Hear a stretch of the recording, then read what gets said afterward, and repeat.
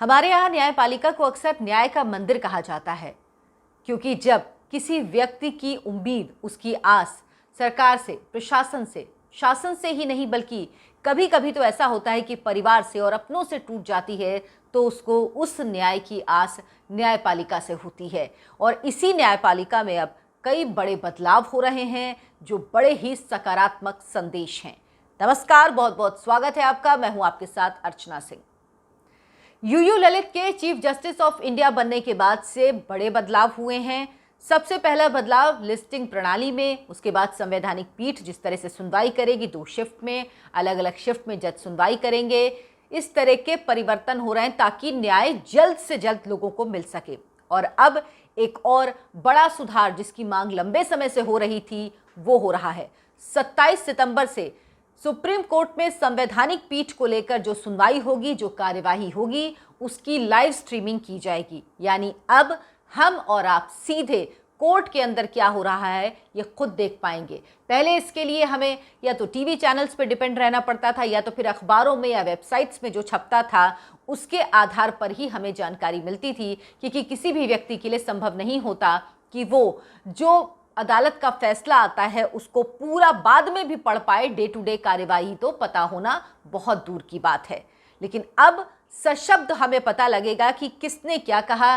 बड़े बड़े वकील जो दलीलें देते हैं वो किस तरह की दलीलें देते हैं, उनके तर्क क्या होते हैं, कुतर्क क्या होते हैं, ये सब कुछ अब आप खुद जान पाएंगे, बिना किसी फिल्टर के, बिना किसी जरिए के। सीधे आप तक वो हर एक खबर, हर एक जानकारी पहुंचेगी।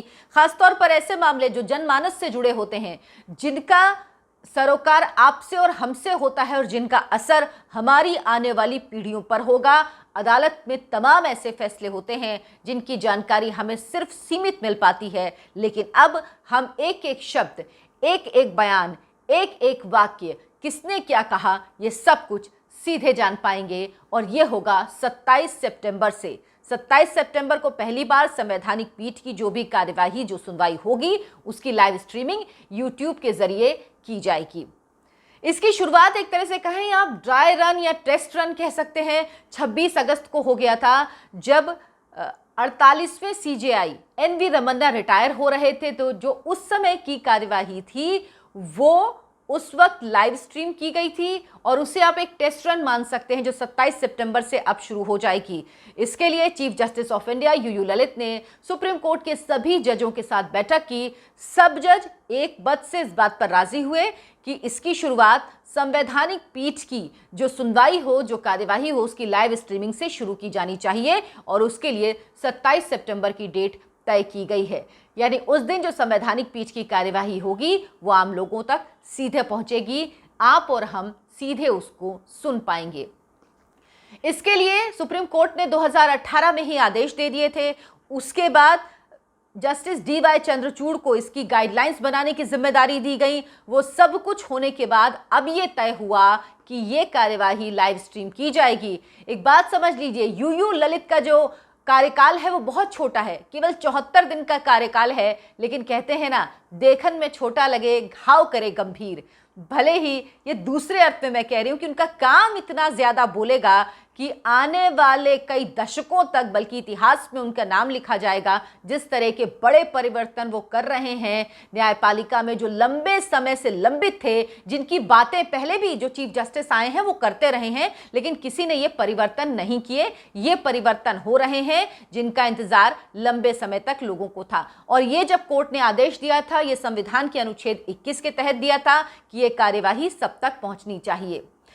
पहले से ही कुछ राज्य के हाई कोर्ट हैं जो ये कार्यवाही लाइव स्ट्रीम करते हैं।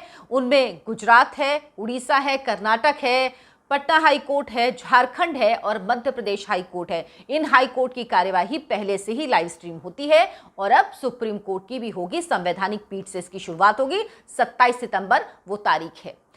एक और जो अच्छी खबर या कह सकते हैं सकारात्मक खबर, परिवर्तन की खबर आई, वो उड़ीसा से आई। उड़ीसा की सभी जिला अदालतें, 30 जिला अदालत हैं उड़ीसा में, और सभी जिला अदालतें अब पेपरलेस हो गई हैं।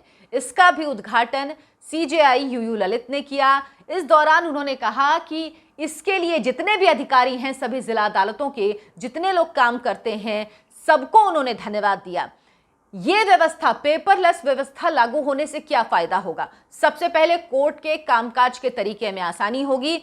कोई पेपर, क्योंकि जब कोई मुकदमा चलता है तो बरसों बरस मुकदमा चलता है, पेपर इतने इकट्ठे हो जाते हैं। उसके बाद अगर कोई चीज चाहिए हो तो आपको उसका सबूत चाहिए होता है, आपको वो पेपर चाहिए होता है, पेपर ढूंढा जाता है, नहीं होता है तो जिस विभाग से आना होता है उस विभाग से आता है, उसके बाद वो पूरा प्रक्रिया होती है। लेकिन अब सब कुछ एक जगह एक क्लिक में होगा, यानी अदालत की कार्य जो कामकाज का तरीका है उसमें कम समय लगेगा, और जब कम समय लगेगा तो जाहिर सी बात है ज्यादा से ज्यादा मामले सुने जाएंगे, ज्यादा से ज्यादा लोगों को जल्द से जल्द न्याय मिलेगा, लोगों की परेशानी कम होगी, लोगों का पैसा भी बचेगा बहुत सारा। और आप देश के किसी भी कोने में हैं, एक क्लिक के जरिए आप अपने मामले की सारी जानकारी हासिल कर पाएंगे। वकीलों को काम करने में बहुत आसानी होगी, बड़ी सारी सुविधाएं होंगी, और इसके लिए जो भी लोग हैं उनकी ट्रेनिंग भी की जा रही है। उनको वर्चुअल कोर्ट रूम, ई सेवा केंद्र, इन सब की ट्रेनिंग दी जा रही है ताकि वो सुचारू रूप से काम कर पाएं। और इसी तरीके को अपनाकर उड़ीसा हाई कोर्ट 95,000 केसेस की सुनवाई जल्द से जल्द कर पाया। तो उम्मीद है कि जो शुरुआत उड़ीसा हाई कोर्ट से हुई है, उड़ीसा के जिला अदालतों से हुई है, वो अब धीरे धीरे पूरे देश में ये व्यवस्था लागू होगी। यानी न्यायपालिका खुद सुधार कर रही है, जिसकी जरूरत थी, जिसकी मांग लंबे समय से हो रही थी, लेकिन न्यायपालिका को सुधार खुद करना होता है, खुद लागू करना होता है, और इसकी सबसे बड़ी पहल की है CJI UU ललित ने।